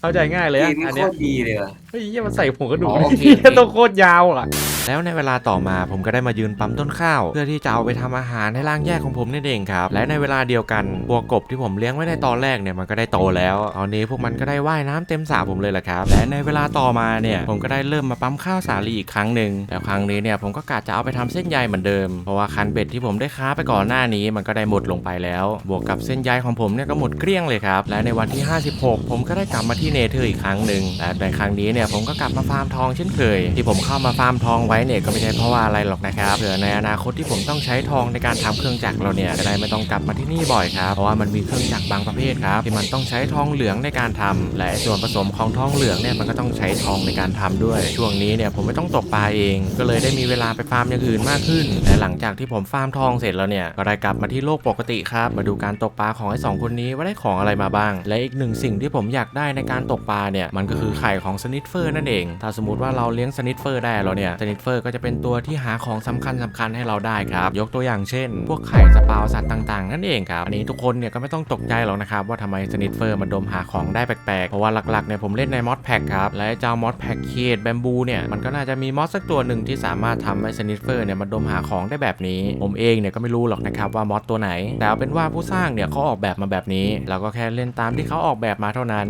อันนี้เนี่ยผมก็ไม่ได้ปรุงเสริมเติมแต่งอะไรเข้าไปหรอกนะครับเล่นตามที่เขาเนี่ยมีให้เลยแล้วหลังจากนี้เนี่ยผมก็จะให้ไอ้2คนนี้ตกปลาให้ผมตัวผมเนี่ยก็จะไปทำลาวาต่อหน้าที่การตกปลาเนี่ยก็จะยกให้ไอ้2คนนี้ทำไปส่วนพวกเราเนี่ยไปปวดหัวกันต่อดีกว่าครับอันดับแรกเนี่ยผมก็ได้เริ่มวางเตาเบสแล้วก็เอาน้ำไบโอฟิลเนี่ยให้มันแล้วพอเตาเบสมันให้ความร้อนขั้นสูงสุดแล้วเนี่ยผมก็ได้เริ่มเอาหินหยาบเนี่ยใส่อ่างเลยเพราะว่าในขั้นตอนนี้เนี่ยมันจะปั่นหินหยาบให้มันเป็นลาวานั่นเองครับก็ประมาณนี้แหละครับในการทำลาวาไม่ต้องสงสัยนะครับว่าทำไมมันง่ายจังขั้นตอนยากๆในไปหมดแล้วครับก่อนที่ผมจะไปทำเครื่องจักรชิ้นใหญ่เนี่ยก็ได้มาเคลียร์พื้นที่ให้มันสะอาดตาก่อนครับหลังจากปล่อยให้มันรกตั้งนานและพอผมเคลียร์เสร็จแล้วเนี่ยก็ดูสะอาดตาขึ้นเยอะเลยล่ะครับหลังจากนั้นผมก็ได้มาขยายพื้นที่กับร่างแยกของผมบอกเลยครับว่าการขยายแพลตฟอร์มของผมในครั้งนี้เนี่ยผมได้ทำการขยายให้มันใหญ่มากๆเลยล่ะครับเพราะว่าไอ้ตรงโซนที่ผมกำลังขยายมาเนี่ยมันจะเป็นโซนที่วางเครื่องจักรของผมโดยเฉพาะก็เลยทำใหญ่ๆไว้ก่อนครับแล้วหลังจากนั้นไม่นานนักผมก็ได้ปูพื้นที่เสร็จเป็นที่เรียบร้อยแล้วต่อจากนั้นก็ได้ขนของมาแถวๆนี้ส่วนมากของในหีบนี้เนี่ยก็จะมีแต่อะไหล่เครื่องจักรทั้งนั้นเพราะว่าอย่างที่ผมบอกไปเมื่อกี้เลยครับว่าแถวๆนี้เนี่ยจะเป็นโซนเครื่องจักรโดยเฉพาะและในเวลาต่อมาผมก็ได้เริ่มมาวางกังหันน้ำก่อนเลยและต่อจากนั้นเนี่ยก็ได้เริ่มประกอบอะไรต่างๆแต่ทุกคนเนี่ยก็ไม่ต้องสงสัยกันเลยครับว่าผมเนี่ยใช้เวลาประกอบนานไหมก็จนดึกจนดื่นเลยนั่นแหละครับและเครื่องที่ผมกำลังจะสร้างเนี่ยก็ไม่ใช่เครื่องอะไรหรอกนะครับมันก็คือเครื่องปั๊มหินพระเอกของเรานั่นเองส่วนที่ผมบอกว่าใช้เวลาประกอบนานเนี่ยมัวแต่ออกแบบตัวเครื่องของมันนั่นแหละครับเพราะว่าเครื่องปั๊มหินอัตโนมัติอันนี้เนี่ยผมไม่ได้ไปดูใครสร้างมาเลยก็คิดเองล้วนๆเลยครับมันถึงจะใช้เวลานานมากๆผมก็ลืมบอกทุกคนไปเลยครับว่าผมได้ให้ร่างแยกของผมเนี่ยตั้งที่เลี้ยงสัตว์ขึ้นมาครับเพราะว่าหลังจากที่ผมได้คาดการไว้แล้วเนี่ยถ้าผมเจียดเวลามาทำคอกสัตว์เนี่ยมันคงทำไม่ทันแน่ๆครับเพราะว่าวันนี้เนี่ยมันเป็นวันที่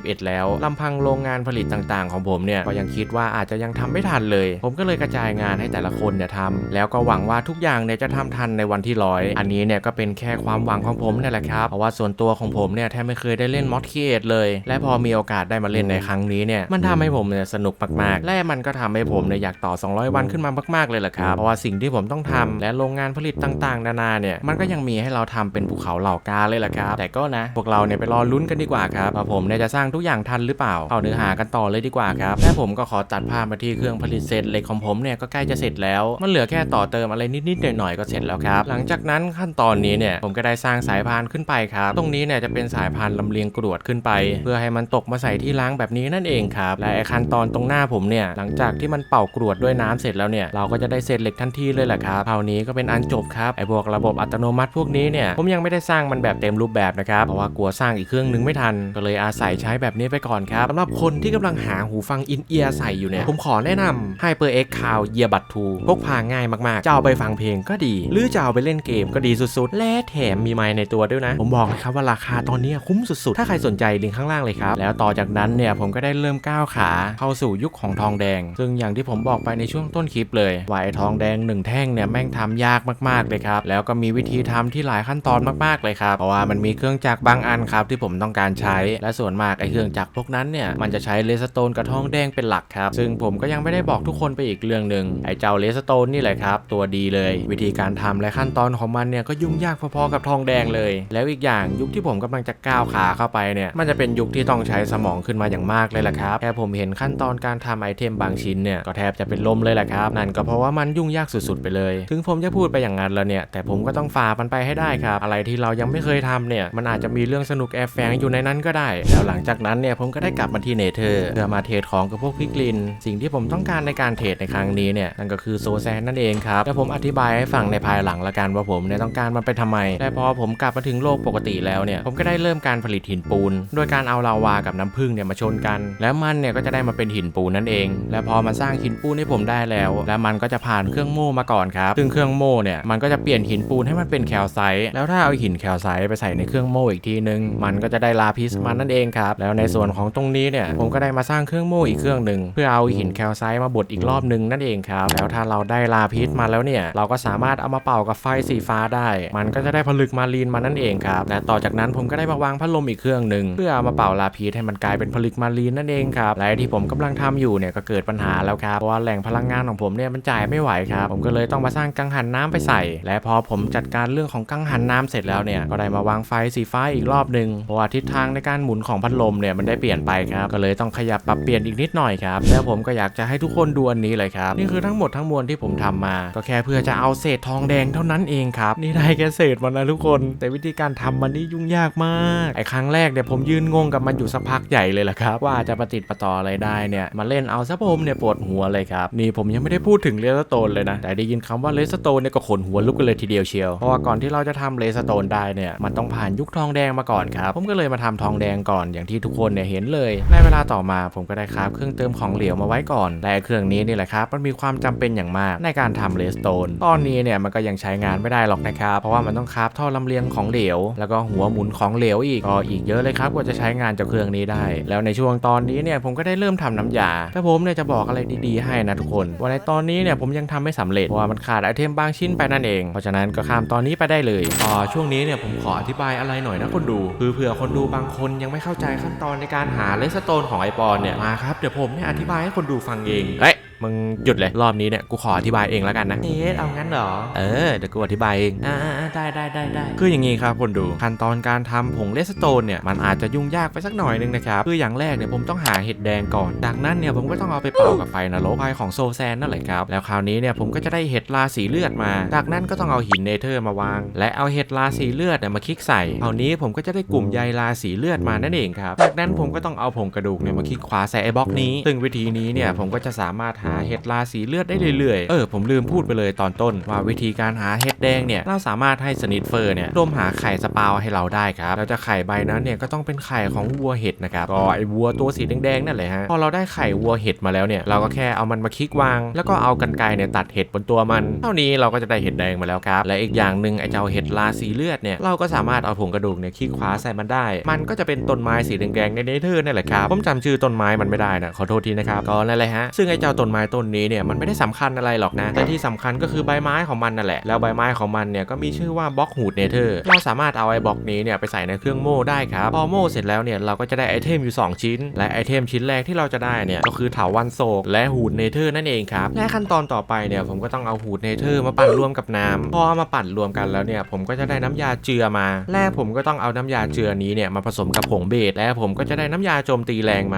และจากนั้นผมก็ต้องเอาน้ำยาโจมตีแรงเนี่ยมาใส่ในเครื่องเติมของเหลวแล้วก็ต้องวางแป้งเท่าทุลีลงไปและสุดท้ายนี้ผมก็จะได้ผงเลสโตนมาแล้วครับเป็นไงครับพอเห็นภาพกันไหมเชดเอาเข้าจริงมึงก็อธิบายได้ดีเหมือนกันนี่หว่า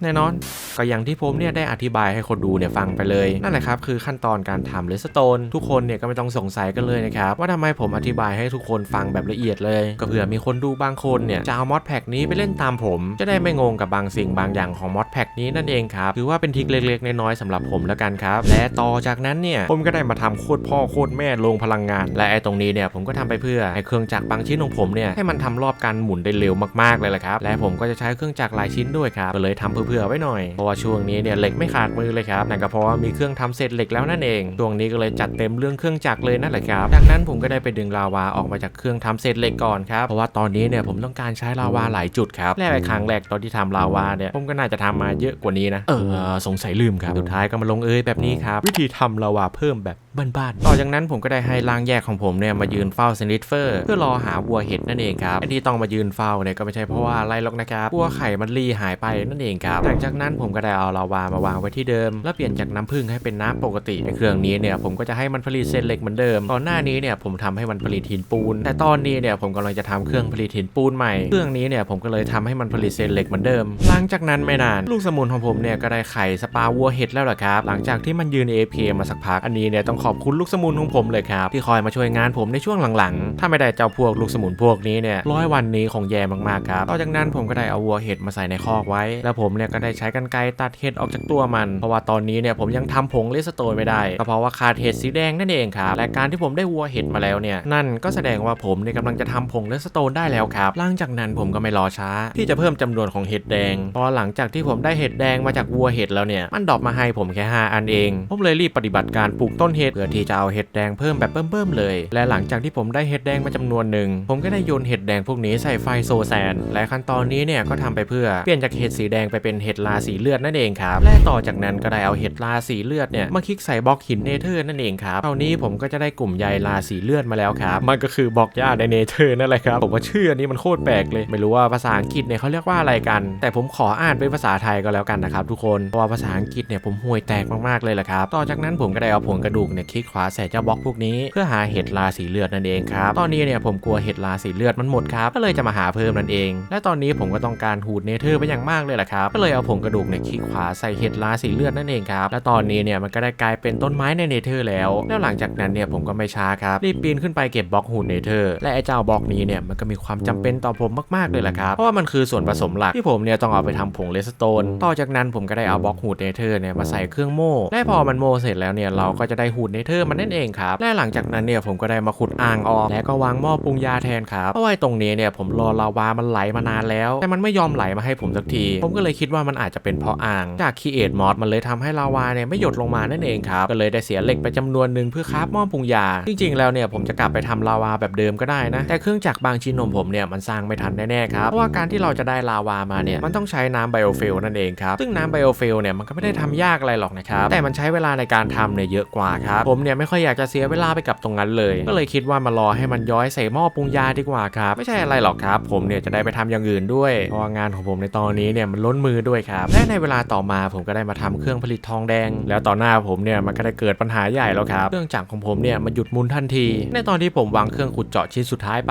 ปแล้วในสถานการณ์แบบนี้เนี่ยผมก็ต้องไปแก้ปัญหาก่อนครับปัญหาที่เกิดขึ้นในครั้งนี้เนี่ยก็เหมือนเคยครับกังหันน้ำอันเล็กที่ผมใส่ไปเนี่ยมันหมุนไม่ไหวนั่นก็เป็นเพราะว่ามันมีสาเหตุเดียวครับเพราะว่าเครื่องขุดเจาะหินปูนของผมเนี่ยมันหมุนเร็วแบบสุดๆเลยแหละครับทำให้มันกินพลังงานตรงนี้เนี่ยไม่น้อยเลยครับก็ได้เวลาอัปเกรดกังหันน้ำเป็นอันใหญ่แล้วครับในตอนที่ผมวางกังหันน้ำมันใหญ่เนี่ยเฟรมเรทของผมเนี่ยก็ลวงชิบหายเลยแหละครับใจจริงผมไม่ค่อยอยากวางกังหันน้ำมันใหญ่เลยมันทำให้คอมของผมเนี่ยหน่วงมากๆเลยครับแต่จะทำยังไงได้ล่ะครับผมอยากให้เครื่องขุดเจาะหินปูนของผมเนี่ยผมอยากให้มันทำรอบได้ไวที่สุดเท่าที่จะทำได้อนาคตอันไกลนี้เนี่ยผมเองเนี่ยก็ไม่ล่วงรู้ได้หรอกครับว่าผมต้องใช้ทองแดงเนี่ยมหาศาลขนาดไหนและการที่เรามีเครื่องผ ผลิตที่ทำงานได้ไวสุดๆเนี่ยมันก็เป็นผลดีกับเราด้วยหลังจากนั้นผมก็ได้กลับมาที่เครื่องผลิตเศษเหล็กเพื่อเปลี่ยนการผลิตให้มันเป็นหินปูนเพราะว่าเครื่องใหม่ของผมเนี่ยมันยังใช้การไม่ได้ครับและตอนนี้เนี่ยผมก็ต้องการใช้ทองแดงก่อนด้วยก็เลยได้มาสับเปลี่ยนเครื่องเก่าก่อนนั่นแหละครับส่วนเครื่องใหม่เนี่ยงบในการสร้างมันไม่พอครับก็ปล่อยมันไว้อย่างนั้นก่อนละกันและในระหว่างที่ผมปล่อยให้เครื่องเก่าผลิตทองแดงให้